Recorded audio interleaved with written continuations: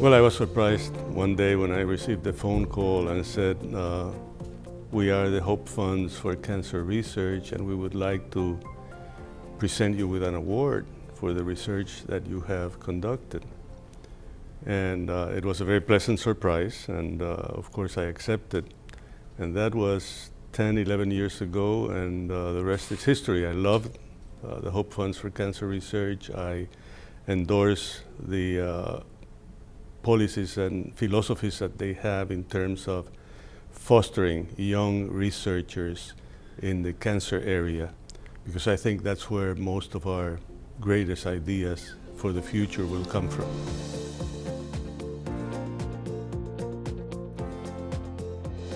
There was an interest in Rituxan because there was a need to identify something that was present on the lymphoma cell, on the malignant cell of lymphoma, that could be a target for an antibody.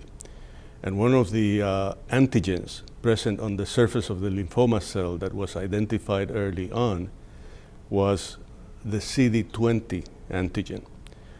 A simple molecule that sits on top of the lymphoma cell, and to make it very simplistic, we generated an antibody that actually targeted this antigen, that latched onto it, and upon binding with the lymphoma cell, the antibody would do several things. First, it would call in other cells that are killer cells that would destroy that lymphoma cell. So that's one mechanism. Another mechanism is that upon latching on, binding to the lymphoma cell, it would activate something that's present in the patient's body, in the patient's blood, that's called complement. And that complement, that chemical present in the blood, upon activation will also work to destroy the lymphoma cell. So that's the second mechanism. Third mechanism is that upon binding, the antibody also transmits a signal to the lymphoma cells and says, it's time to die. And this is called programmed cell death. Every cell is programmed to die at some point in time. For example, a red blood cell might be programmed to die in 120 days, and that's how long, on the average, they last. Other cells last for different amounts of time. The lymphoma cell lasts for some finite amount of time and eventually dies. The lymphoma cell lasts much longer unless it gets a signal that tells it to die, or unless it's killed externally by all these other mechanisms that I have mentioned. So the signal transmitted by the antibody into the lymphoma cell saying you've got to die now is very important, because it activates a mechanism that we call apoptosis within that cell, and the cell dies. So the mechanisms are three, and all three are very important in getting that lymphoma cell to die, and that is the measure of the activity of the antibody. That's what makes it effective in lymphoma, killing all of those cells.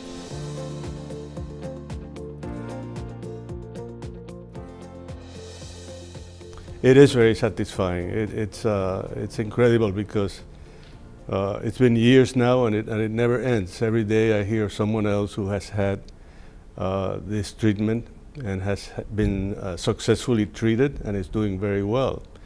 And remarkably, just beyond lymphoma, which was the original indication, there are so many other ways that you can use this antibody.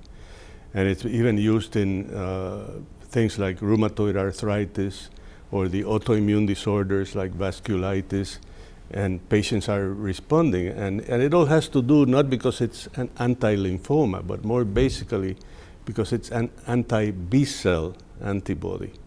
The CD20 antigen sits on top of normal B cells also. Now, the reason that it may kill some of the normal B cells, and in fact does, but they can recover more easily. They do repopulate, and you get a normal population of your B cells after treatment with Rituxan, whereas the tumor cell, once it's killed, it doesn't recover.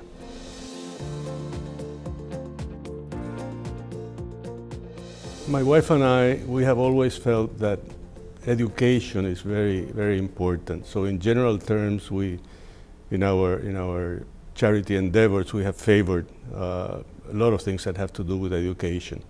But cancer to us is also very important. I mean, we've had it in the family, we've had it personally. And we have also done a lot of things that we think favor the cancer patient in terms of education, research. Funding that will in time end up being of great use to the cancer patient.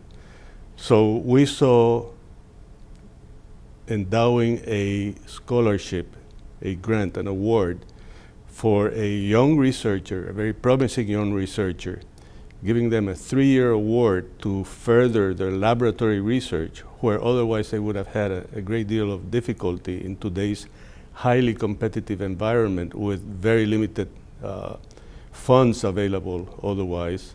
We felt that this was the thing to do, and we have seen it pay off, not just with the ones that we have funded, but with 30 plus scholars that have been researchers that have been funded by the Hope Funds in the last 10 plus years, and seeing them take their research to the point where you actually see the fruit of their research and how this will benefit the cancer patients. And that is tremendously satisfying. We just have to keep on doing this. It's very important for us to do it, but it's also very important for the people of the US who can do the same as we have done, who can help us in our endeavors, who can donate and help us further the research that these young investigators are performing for the good of the cancer patient.